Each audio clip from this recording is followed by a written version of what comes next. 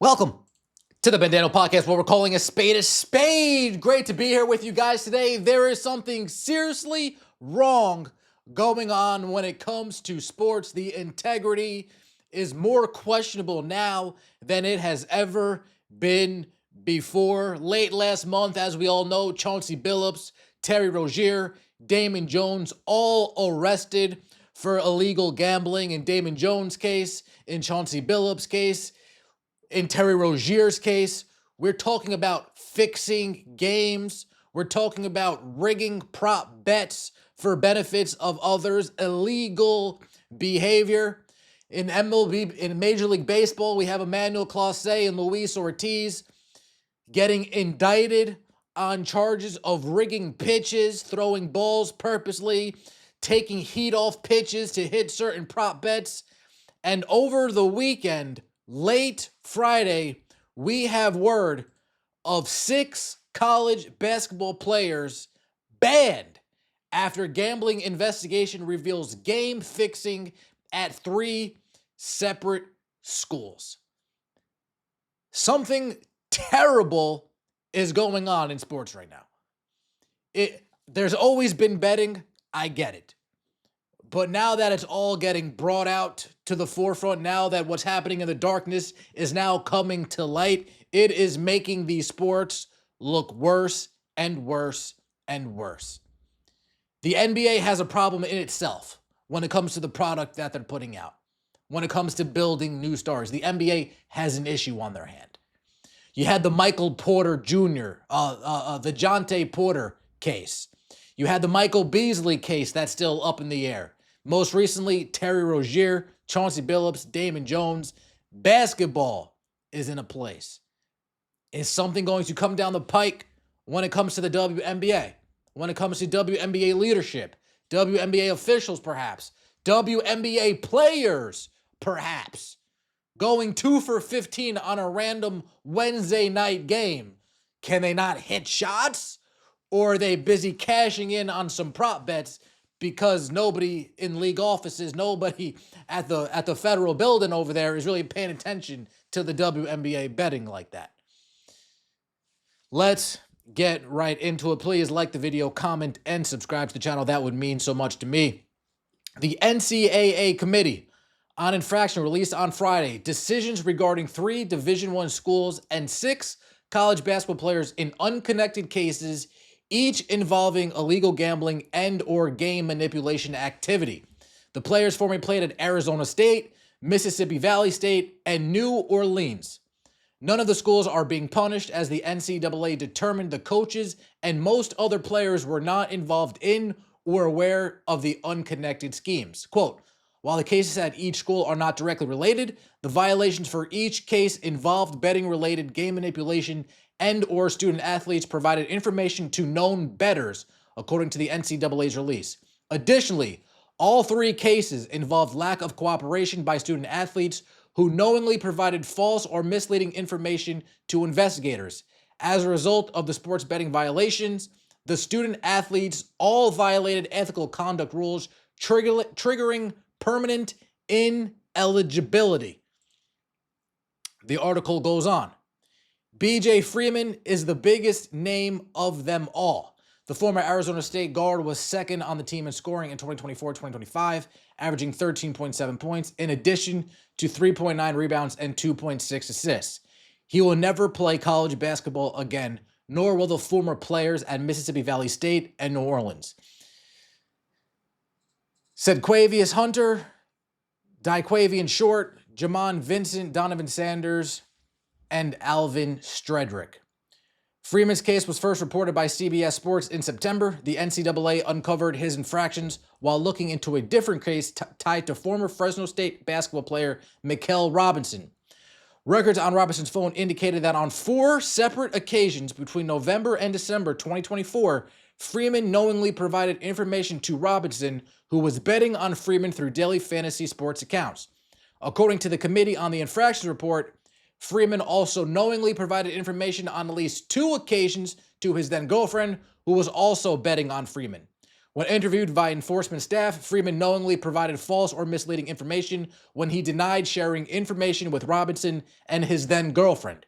He also denied having a daily fantasy sports account, which was under his name and email address, into which he had made deposits while competing at a previous school. Freeman attempted to hit the overs on his point totals, turnovers, assists, and three-pointers made, per the NCAA's finding. He was kicked off the team last February, though a source told CBS the reason for removing him from ASU's program was not tied to his gambling actions. Freeman announced his commitment to UCF last spring, only to learn he never play college basketball again. So we're feeding information. Bet the overs. I'm going to go for the bet the overs. I'm going for the overs. At New Orleans, the nefarious behavior was even more blatant. Per the NCAA's finding, a student athlete reported overhearing Kedquavius Hunter and Daquavian Short and Jamon Vincent discussing a third party placing a bet for them on their December 28, 2024 game. The same student athlete reported that during a timeout near the end of the game, Short instructed him not to score any more points. Hey, play some bets. Don't score any more points so my bets can hit. Don't score any more points so the people who I told to bet on this can hit. The three players were suspended at the end of January last season and never played again. The players are alleged to have opted into game fixing 7 times last season with the program in Southland Conference. All of the attempts at manipulating game outcomes were played in December and January. Text messages on Vincent's phone indicated that he texted three third parties with instructions to bet on that December 28th game because he and his teammates planned to, quote, throw the game. The NCAA releases states. Text messages recovered from Short's phone included an exchange between Short and Hunter in which they discussed receiving $5,000. Short and Hunter participated in FaceTime calls on the same day with a known bettor who told them to lay it down for the next game. This is as blatant as you can get when it comes to fixing games, rigging outcomes, jonesing the system, if you will. At MVSU, Mississippi Valley State, the NCAA claims it found more of the same, albeit in another scheme that was unconnected to the activity at University of New Orleans. The NCAA's probe began with the team's 79-67 loss at Alabama A&M on January 6th, but as the investigation continued in 2025, they uncovered game fixing dating back to the week of Christmas last season. During an interview with the enforcement staff, a men's basketball student athlete said that before the team's December 21st, 2024 game, he overheard Donovan Sanders on the phone with an unknown third party talking about throwing the game, the NCAA states. Sanders asked the student athlete to participate in the call because a third party had told Sanders the individual intended to bet on the game and wanted to know that another of Sanders' teammates would participate in the scheme. The student athlete denied altering his performance or receiving money from Sanders or any other individuals. Sanders texted the same student athlete after the game and told him to delete their messages. The NCAA subsequently determined Sanders and Stredick were presented with money if they helped ensure Mississippi Valley State's loss in its January 6th game at Atlanta A&M. This is the second infractions announcement tied to college basketball in the past 2 months. The second infraction tied to college basketball in the last 2 months. For its part, the NCAA and its president, Charlie Baker, have lobbied to eliminate player prop bets on gambling apps and at casinos. Prop bets can lead to illegal activity, like the cases depicted above, and can trigger frequent online harassment from gamblers toward college athletes. Now, what makes this all a little funny is that the NCAA, the hypocrites that they are, as of November 1st, they now allow these athletes to bet on pro sports. So let's just get this habit going, shall we?